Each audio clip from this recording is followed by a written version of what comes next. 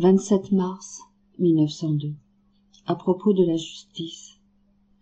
Me trouvant hors de mon corps, je me suis mise à la recherche de mon très doux Jésus, et pendant que je me déplaçais, je l'ai aperçu dans les bras de la Reine-Mère.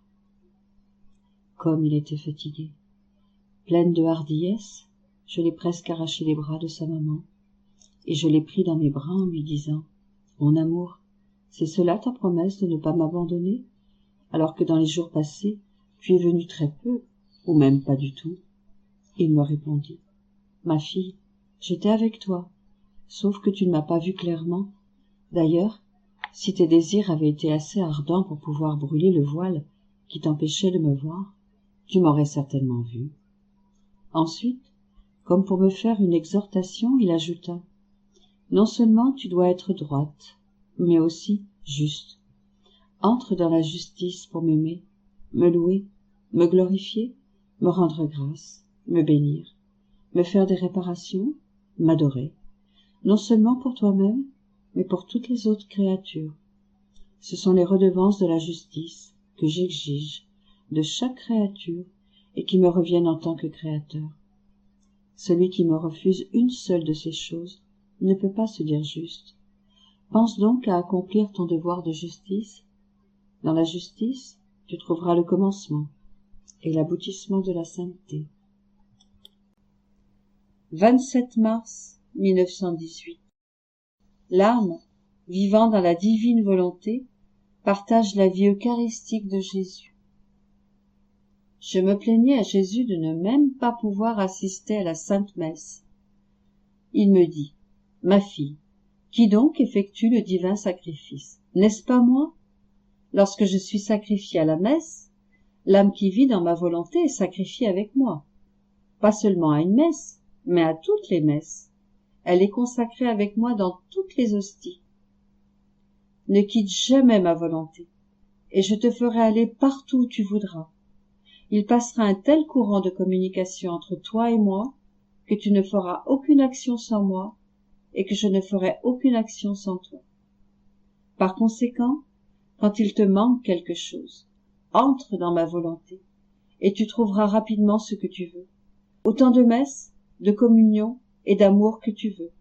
Dans ma volonté, rien ne manque, et tu y trouves tout sous une forme infinie et divine.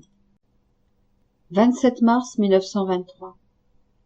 Par le sacrement de l'Eucharistie, Jésus descend dans la créature pour la transformer en un autre lui-même et l'amener à vivre dans son cœur.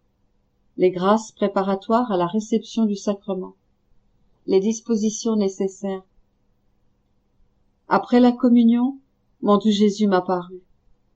Dès que je le vis, je me précipitai à ses pieds pour les embrasser. Il me dit « Ma fille, viens dans mes bras, et même dans mon cœur. Je me cache dans l'Eucharistie pour ne pas susciter la crainte.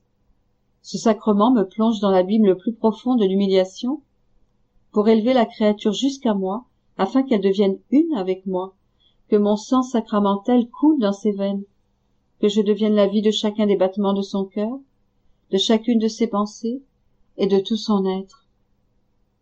Mon amour me consume et veut que la créature soit consumée dans ses flammes, afin qu'elle renaisse comme un autre moi-même. J'ai voulu me cacher dans l'Eucharistie pour entrer dans la créature et procéder à cette transformation. Pour que cette transformation s'opère, toutefois, des dispositions appropriées de l'âme sont nécessaires. Lorsque j'instituais l'Eucharistie, mon amour, porté aux excès, a prévu des grâces, des bienfaits, des faveurs et de la lumière pour rendre l'homme digne de me recevoir. Je puis dire que mon amour a prévu pour l'homme des avantages surpassant même les bienfaits de la création. J'ai voulu accorder à l'homme les grâces nécessaires pour qu'il puisse dignement me recevoir et profiter abondamment des fruits de ce sacrement. Mais pour qu'il puisse recevoir ces grâces, il doit se vider de lui-même, avoir la haine du péché et le désir de me recevoir. Mes cadeaux ne descendent pas dans la pourriture ou la boue. Si l'âme n'a pas les bonnes dispositions pour me recevoir, je ne trouve pas en elle l'espace vide où déverser ma vie. Tout se passe comme si j'étais mort pour elle, Et elle, pour moi. Je brûle, mais elle ne sent pas mes flammes. Je suis lumière, mais elle reste aveugle. Hélas, que de douleurs je trouve dans ma vie sacramentelle. Un grand nombre d'âmes, manquant des dispositions requises, ne tirent aucun bénéfice de ce sacrement et finissent par me donner la nausée. Si elles persistent à me recevoir de cette façon, il en résulte pour moi une continuation du calvaire et pour elles la damnation éternelle. Si ce n'est pas l'amour qui les incite à me recevoir, c'est une insulte de plus qui m'assaille et un péché de plus sur leur conscience. Prie et fais réparation pour les nombreux abus et sacrilèges commis dans ce sacrement. 27 mars 1932. Condition de l'assurance pour que le royaume du fiat vienne sur la terre. Les manifestations de ma volonté seront une armée entraînée avec l'amour, les armes, le filet pour conquérir la créature. Je me sentais tout entière, immergée dans le divin vouloir, et, ô combien de pensées peuplaient mon esprit! Sa lumière formait des vagues qui se succédaient et se convertissaient en voix, en murmures et en musique céleste, mais comme il est difficile de retenir le langage de cette interminable lumière. Lorsque l'on est en elle, il semble que l'on comprenne beaucoup, mais dès qu'elle se retire, il ne reste que des gouttelettes, et le doux et inoubliable souvenir d'avoir été dans la lumière du fiat éternel. Si le bienheureux Jésus ne faisait pas le miracle de s'abaisser pour s'adapter à la nature humaine, je n'aurais rien eu à dire. Mais j'avais en esprit l'image du royaume de la divine volonté, et je voulais que Jésus me dise quelles étaient ses conditions pour être certaine de sa venue. Et mon céleste maître visita sa petite nouveau-née de son vouloir, et il me dit: « Ma bienheureuse fille, les conditions absolues, nécessaires et de la plus haute importance qui forment la vie et la nourriture pour assurer le royaume de ma divine volonté sont de demander de la créature les degrés et la continuité d'un long sacrifice.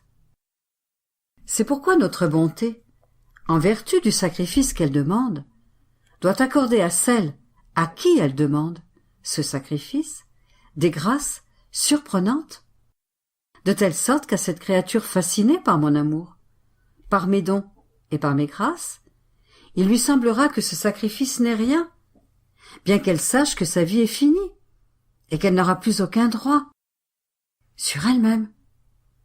Tous les droits appartiendront à celui qui lui demande ce sacrifice. Si elle ne connaissait pas toute l'intensité du sacrifice qu'elle accepte, il n'aurait pas toute sa valeur, parce que plus elle connaît la grandeur et le poids du sacrifice, plus il acquiert du prix. La connaissance détermine la valeur exacte et complète du sacrifice. Mais pour celle qui ne connaît pas le poids d'un sacrifice, oh, combien cela diminue la valeur, la grâce, le bien que l'on devrait obtenir. Et notre amour reste blessé. Notre pouvoir se sent impuissant devant une créature à qui nous demandons de grands sacrifices, lui faisant connaître le poids auquel elle devrait se soumettre, et qui accepte tout uniquement par amour pour nous, et afin d'accomplir notre volonté. Le sacrifice prolongé entraîne la continuité de la prière, et, oh, comme nos oreilles restent attentives, notre regard ravi, en voyant que sous le feu du sacrifice que nous demandons, elle prie. Et que demande-t-elle? Ce que nous voulons, que notre volonté soit faite sur la terre comme au ciel. Ah, si elle le pouvait, elle mettrait sans dessus dessous la terre et le ciel. Elle voudrait tout avoir en son pouvoir, afin de faire en sorte que tous demandent ce qu'elle veut. pour que son sacrifice atteigne son but et apporte les fruits voulus par Dieu. Notre bonté paternelle est telle qu'il nous est impossible de ne pas accorder la demande d'un long sacrifice et d'une prière continue. Telles sont les conditions de la part des créatures. Et c'est ce que nous avons fait avec toi. Et nous voulons que tu le saches. Parce que nous ne donnons pas ces choses à des aveugles, qui à cause de leur cécité ne connaissent pas les biens, et on ne les leur donne pas, et moins encore aux muets, car, dans leur mutisme, ils n'ont pas les mots pour manifester nos vérités et nos grâces. La première chose que nous donnons est la connaissance de ce que nous voulons faire avec elles.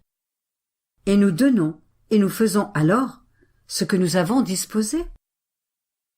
On peut appeler connaissance le commencement, le vide, la semence où placer le sacrifice, nos choses, et où faire naître la belle prière qui nous affaiblit, nous lie avec des chaînes, des liens inséparables, et fait que nous nous rendons à ce qu'elle veut. Plus encore, notre volonté est en vie et travail, qui donne vie à tous et à toutes choses, afin de venir régner sur la terre, exige, de la part de la famille humaine, la vie d'une créature à sa disposition, et que, sans s'y opposer, cette créature reste sous l'autorité de sa divine volonté, qui pourra faire de cette vie ce qu'elle veut. De la part des créatures, cela lui servira de lieu et de condition pour assurer son royaume. Viennent ensuite les conditions de la part de Dieu. Mais à qui peut-il les poser, sinon à la créature à qui il a demandé les sacrifices? De sorte que ce long temps de manifestation de nombreuses vérités sur ma divine volonté, tout le temps passé à parler de son royaume et du bien qu'il veut et devrait faire, sa longue souffrance d'environ 6000 ans depuis qu'il veut régner et que les créatures l'ont rejeté, les nombreuses promesses de bien qu'il veut leur donner, de bonheur et de joie si elles le laissent régner, tout cela n'était que des assurances que j'ai données à la créature de ce royaume de mon fiat. Et ces assurances étaient faites et scellées dans cette chose très sacrée et très précieuse qui se trouve dans le centre de feu de ton sacrifice, voulu par nous. Je peux dire que je ne me lasse jamais de donner des assurances.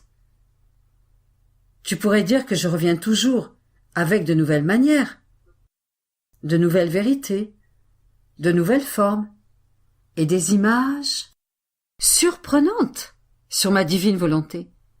Je n'en aurais jamais dit autant si je n'avais été certain que mon royaume pouvait avoir son règne sur la terre. C'est pourquoi il est pratiquement impossible que mon discours prolongé et un sacrifice aussi continuel de ta part ne produisent pas les fruits tant attendus de la part de Dieu et de la part des créatures. Par conséquent, continue ton envol dans ce fiat qui a le pouvoir de se faire un chemin, d'abattre toutes les difficultés, et qui peut par la force de l'amour former ses amis les plus fidèles et ses défenseurs contre ses plus impitoyables ennemis. Puis, il ajouta, « Ma fille, ma conception, ma naissance, ma vie cachée, mon évangile, les miracles, mes souffrances, mes larmes, mon sang versé et ma mort ont tout réuni, ont formé une invincible armée en vue d'accomplir ma rédemption. Ainsi, toutes mes manifestations de ma divine volonté, du premier au dernier mot que je vais dire, devraient servir à former l'armée entraînée avec amour, avec une force invincible, avec une lumière irrésistible, avec un amour transformant.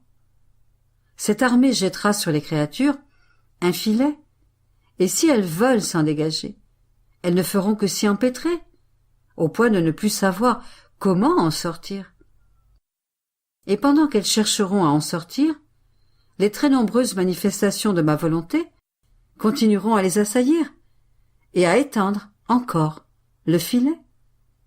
Se voyant alors tout empêtrée, la créature prendra plaisir à toutes les beautés de la vérité, et elle se sentira heureuse d'avoir trébuché dans le filet de mes vérités manifestées. Ces vérités formeront ainsi l'accomplissement du royaume de ma divine volonté. Chaque manifestation de ma volonté est ainsi une arme qui devrait servir à l'accomplissement d'un royaume si saint. Si je l'ai manifesté et que tu n'en parles pas, tu le priveras des armes nécessaires. Par conséquent, sois attentive. Tu dois de plus savoir que toute parole qui sort de la sagesse incréée contient vie, substance, œuvre et enseignement, de sorte que chaque vérité manifestée sur notre divine volonté aura dans notre royaume sa propre fonction.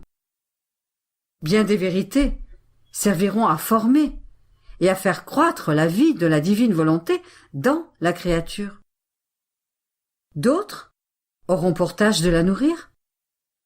D'autres seront chargés de la défendre, en formant une armée autour de la créature, si bien que nul ne pourra la toucher.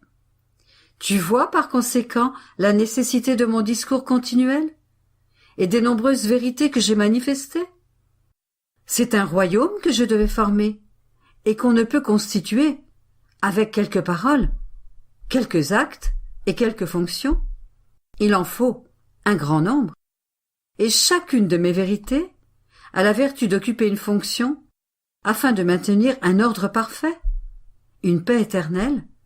Ce sera un écho du ciel, et les créatures baigneront dans une mer de grâce et de bonheur, sous un soleil sans nuages.